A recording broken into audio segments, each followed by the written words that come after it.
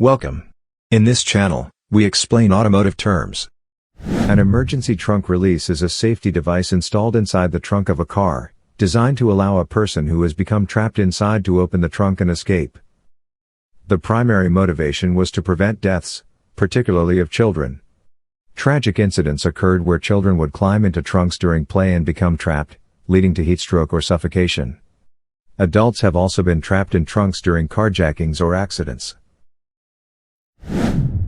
It's always located on the inside of the trunk lid. You'll typically find it near the latch mechanism or on the center of the lid. The most common design is a glowing, handle-shaped lever. It's often made of a bright color like yellow or white.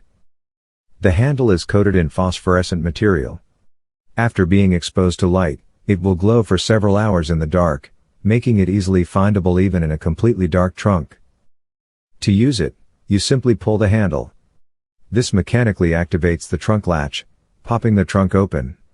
It requires no tools or batteries, it's a purely mechanical backup system. An emergency release is not meant for daily use. Using it regularly can put wear on the mechanism. Always use the primary release to open your trunk under normal circumstances. Because it's mechanical, it will almost always work, even if the car's battery is dead, the electrical system fails, or the central locking is malfunctioning. Show your children where the release is and how it works. Make it a part of your family's car safety discussion, just like seatbelts. A quick 30-second demonstration could save a life. To save more money on car expenses, claim a free engine code eraser by clicking the link here or at the description link below.